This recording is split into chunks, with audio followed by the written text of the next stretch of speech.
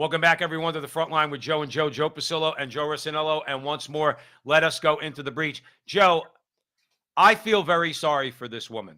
I do. Okay, because aside from anything you would see appearance-wise, I'm not talking about that. This woman is delusional. All right, and I want to play the clip because I really love your comments.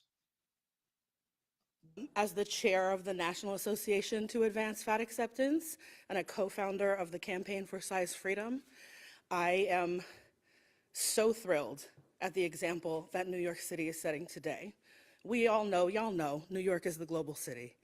And this will ripple across the globe in terms of showing to people all over the world that discrimination against people based on their body size is wrong and is something that we can change. We can't legislate attitudes, but we can do everything that's in our power to ensure that people are treated equally and that people have equal opportunity under the law. So thank you, everyone who worked on this bill and everyone who supports this work across the country and all over the world. Joe, listen, there are anti-discrimination laws in America. This woman cannot be discriminated against for employment, except when that employment it requires her to do a job she's physically incapable of doing. Is that what this is about? Like she's saying, it's got to be about that. First of all, fat acceptability. I don't know what that means. I don't know what that is either. I have insane. no idea. And then what'd she say? She said something like size freedom. Joe, here's real quick. Where do they get these effing words that they use? I don't understand where they get these words. Do they pull them out of the Marxist playbook? The fat acceptance group or the size freedom. Here's my larger point. They can't be discriminated against. What is she going to do? Now, let me ask you this under this law. Now, these are questions, Joe. I don't know. They're celebrating some law in New York that got passed that fat people can't be discriminated against. You already can't be discriminated against because of your size if you want to be a normal job. But are they going to extend this to policemen? Are they going to extend this to being a firefighter or an EMT? Because she can't do those jobs. She could say she's free, Joe, all she wants. And I could say I accept her. She wants fat acceptance. I accept her fatness, okay? But no, Joe, she can't run down the street if somebody is assaulting me. She can't run down the street because she's physically incapable of doing so. And if she does run down the street, she's going to hurt herself. Joe, help me here, Joe. Well, help me, please. I've never heard of someone who was heavy being discriminated against in my life. That's number one, ever. Right. But clearly, this is playing to their demographic. They're trying to, again, appeal to we don't discriminate. We love all types of women. It's a vote. They're trying to garner from this. It's a statement.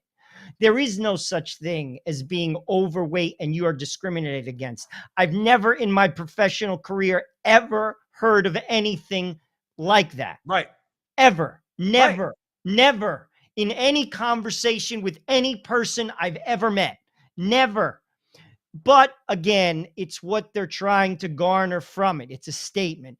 As far as your point, yes, there's certain jobs that you can't do. To be honest with you, well, Joe, I can't go to work for NASA. Well, but just that requires some type of physical fitness. We'll just use that as the way to couch it. To be a police officer, to be in the Army. We'll just use the Army as an example. Every year in the Army, you have to pass a physical fitness test, running, strength, because it's required. If you can't do it, whether you're a male or a female, you can't be in the Army.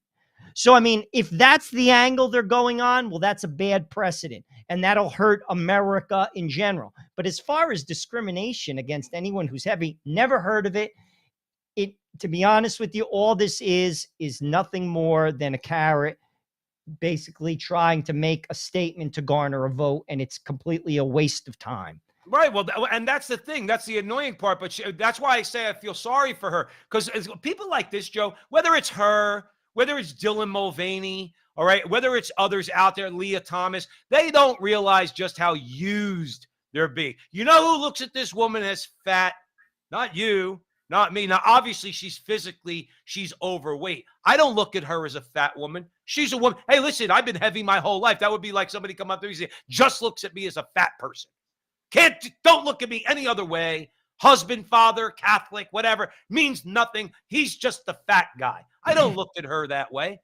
But she wants to be seen that way. She wants to be on that stage. She wants all those virtue signaling politicians and social workers in New York to say, isn't she just so beautiful? That's all they want to say. She's not being discriminated against. She's being used as a tool. Same way as Dylan Mulvaney, same way as Leah Thomas, and all these others out there. That's all this is to try to shame people like us for doing what? I didn't do anything to this woman. You didn't do anything to this woman. I don't think anybody, Joe, there's, like I said, I've been in the workforce for 30 years. I've never heard of people being discriminated against because they're heavy in anything, ever, Right. never.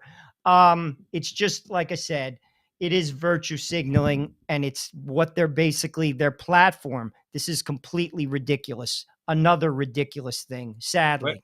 Well, listen, we live in an era of ridiculousness. And guess what? True. The center, along the lines of what she said, the center of that ridiculousness is New York City, because that's exactly where she's speaking in this clip. So we're going to leave it there. Thanks for joining us at the front line with Joe and Joe. Stick around for a lot more great content.